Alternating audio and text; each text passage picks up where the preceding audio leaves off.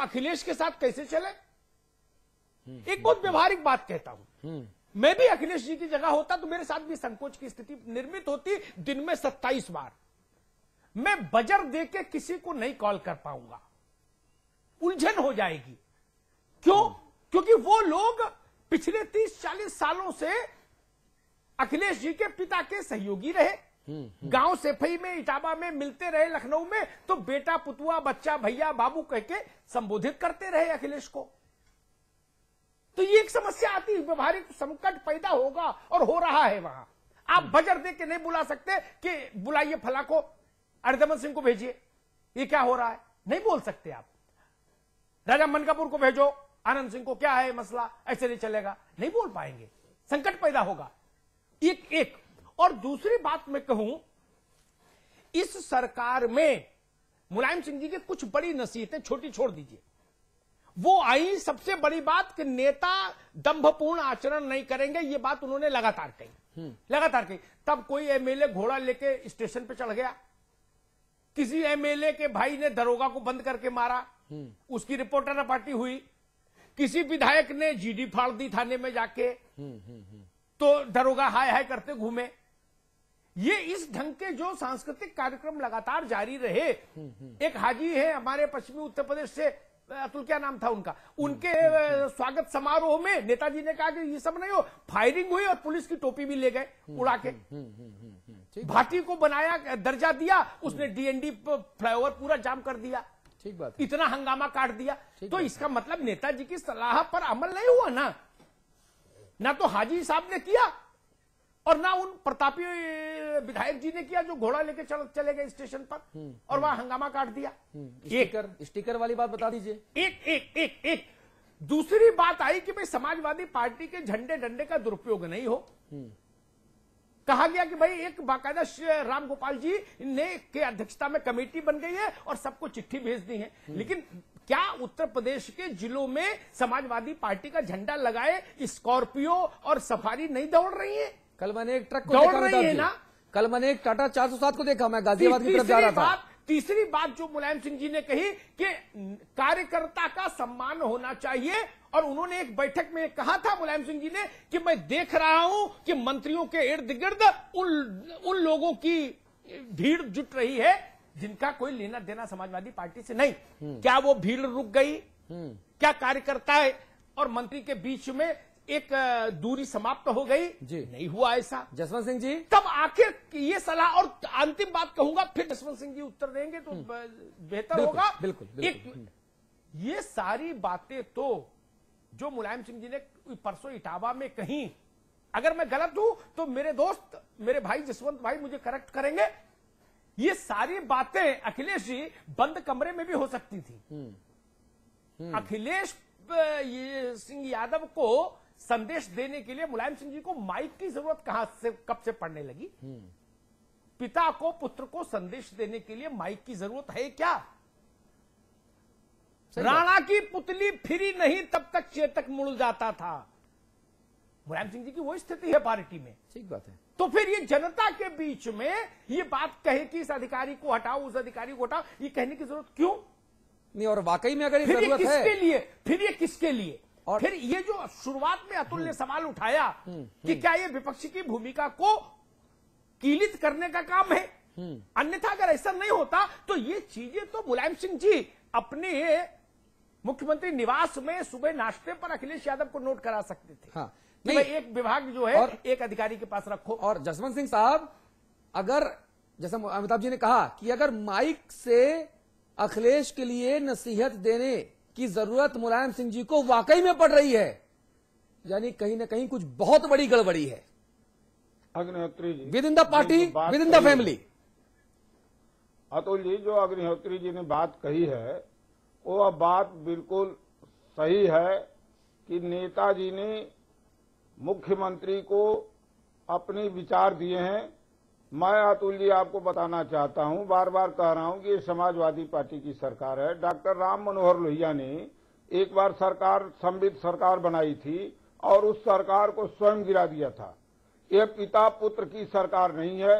उत्तर प्रदेश के मुख्यमंत्री को सलाह दे रहे हैं समाजवादी पार्टी के राष्ट्रीय अध्यक्ष और राष्ट्रीय अध्यक्ष की हैसियत से जो उनको समझ में आता है कि ये प्रदेश के हित में है, सरकार के हित में है, सरकार निंदा करने से सजग रहेगी, चापलूसों से घिरेगी नहीं, इसमें कमियां नहीं आएंगी, जो जो हमने वादे किए हैं वो पूरा होगा। तो उस हिसाब से इस नजरिए से देखने का काम करिए। और नहीं, जो नजरिया आप बताएं भैया, जो नजरिया सिंह साहब आप बताएं, मैं तो उस नजरिए का चश्मा पहनकर देखने को तैयार हूं। ये चश्मा उतार दूंगा, 2 चश्मा आप देंगे वो लगा लूंगा, लेकिन मुझे उस जो चश्मा आप पहनाना चाहते हैं उससे आर पार कुछ देखे तो सवाल मेरा ये बड़ा है। आप इसको देखिए ना, ये मुलायम सिंह जी जो बात कहते हैं, मुलायम सिंह जी जो बात कहते हैं, वो सरकार में बैठे लोग उसको फॉलो क्यों नहीं करते? जब मुलायम सिंह जी कहते हैं कि सब अधिकारियों की नकेल कसिए, तब दागी अधिकारियों का यहां वहां मलाईदार पदों पर ट्रांसफर किया जाता है। जब मुलायम सिंह जी कहते हैं कि आप शासन व्यवस्था सुधारिए, तब शिवपाल जी उल जुल बयान दे देते हैं। जब मुलायम सिंह जी कहते हैं कि लोग सतर्कता से बोलें, बेवजह न बोलें, तब पारसनाथ यादव हों, चाहे वो दुर्गापाल यादव हों, चाहे वो राम आश्रय जी हों, चाहे तमाम दूसरे लोग हों, अंबिका चौधरी जी हों, वो कुछ ना कुछ बयान दे देते हैं शहीद के ऊपर, हेमराज सिंह जी के ऊपर। सवाल मेरा यही है कि या तो माननीय मुलायम सिंह जी की पार्टी में चल नहीं रही, या मुलायम सिंह जी जो कहते हैं उस पर आप लोग कान नहीं धरते, आप मुलायम सिंह जी की बातों को इग्नोर करते हैं। क्या सरकार में बैठे लोग, ये भी स्थिति अच्छी नहीं है? अतुल जी, आप जो आरोप लगा रहे हैं, आप एक सवाल को जरा ध्यान से सुन लीजिए। हाँ। कि नेताजी ने एक बार निर्देश दिया कि जो घोषणा पत्र में कहा गया है वो सब पूरा होना चाहिए। उत्तर प्रदेश की सरकार और उसके मुख्यमंत्री ने उसको एक एक करके पूरा किया। जिन बातों की तरफ नेताजी ने उंगली उठाई वह सारी की सारी बातें पूरी हुई। यहाँ तक कि चाहे वो उत्तर प्रदेश सरकार के एक मंत्री की शिकायत आई, उसे हटना पड़ा, पुलिस विभाग के बड़े अधिकारी की शिकायत आई, उसे हटना पड़ा। नेताजी की सलाह को इग्नोर समाजवादी पार्टी में कोई कर ही नहीं सकता, क्योंकि उनकी ही आशीर्वाद से समाजवादी पार्टी खड़ी हुई है। थोड़ा सा फर्क है जिसको आप नहीं समझ रहे हैं। समाजवादी पार्टी के लोग हमेशा व्यवस्था का सवाल उठाने के आदी रहे हैं। जब कोई कमी आई है तो उसको सहर्ष स्वीकार नहीं करते हैं, उस पर आपत्ति करते हैं, उसमें संशोधन करते हैं। वहाँ या अरे भैया जी, वो संशोधन नजर तो आए आप। अरे भाई, आप सारी बातें कहते हैं, कमरे में बैठ के चिंतन करना ये अच्छी बात है, लेकिन चिंतन मनन के उपरांत नतीजे डिलीवर करना भी सरकार की जिम्मेदारी है। लक्ष्मीकांत वाजपेयी जी हमारे साथ जुड़ रहे हैं, आप बीजेपी के प्रदेश अध्यक्ष हैं।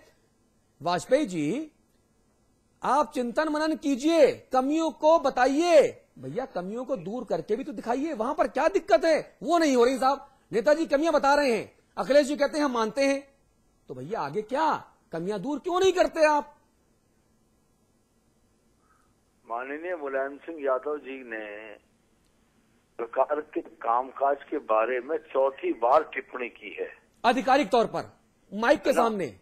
हाँ, लेकिन पता नहीं क्या कारण है कि वो पार्टी के राष्ट्रीय अध्यक्ष हैं, उनके सुपुत्र पार्टी के प्रदेश अध्यक्ष और मुख्यमंत्री जी हैं, और फिर भी वो चीजें ठीक नहीं हो रही हैं। इसका मतलब तो ये मान चलना चाहिए कि या तो ये मिलकर लूरा कुश्ती है, या अब माननीय मुलायम सिंह यादव जी का कोई स्थान अब समाजवादी पार्टी की सरकार में मान सम्मान नहीं रह गया है। इसके अतिरिक्त मैं तो एक बात कहना चाहूंगा, अभी जो भी सज्जन बोल रहे थे वो बार बार कुछ चीजों की तरफ इशारा कर रहे थे। कल कितना दमदारी के साथ इस बात को कहा गया कि मंत्री परिषद में जो 376 का मुलजिम है जी, मनोज कुमार पारस, मनोज कुमार पारस, वो मंत्री परिषद का भाग बना रहेगा, तब कैसे सरकार का इकबाल सामने आएगा कि नई सरकार महिलाओं की सुरक्षा के प्रति प्रतिबद्धता को बड़ी सख्ती के साथ लागू करेगी? क्यों आएगा? और 24 घंटे बीत गए, उस तरफ चिंता नहीं है माननीय मुख्यमंत्री जी की। चुनाव आयोग के नियमों में अनुमति है कि भाई कोई व्यक्ति अगर सजा याफ्ता नहीं है तो चुनाव लड़ सकता है। चुनाव लड़ लिया, जनता ने विधायक बना दिया, एक अलग परिस्थिति। लेकिन चुने हुए विधायकों में से जिस सरकार के पास 224 विधायकों का दल हो उसको मंत्री परिषद का सदस्य चयन करने में उसी को चयन करना क्या मजबूरी है? और अगर मान लीजिए उस वक्त किसी इग्नोरेंस की वजह से चयन हो गया तो वर्तमान परिस्थिति में जो वातावरण इसके अधीन उसको वहां से हटाए ना जाने की क्या मजबूरी है? अखिलेश प्रताप सिंह जी के पास चलूंगा मैं। अखिलेश प्रताप सिंह जी, जो मुख्यमंत्री जी के करीबी सूत्र हैं, कुछ उनमें से एक दो मेरे भी मित्र हैं जो हम लोग को खबरें बताते हैं, ऑफ द रिकॉर्ड ब्रीफिंग करते करते हम लोग अपने मतलब की खबर निकाल लेते हैं।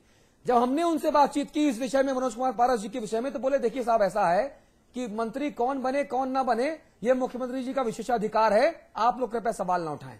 ये प्रतिक्रिया भी मुझे मिली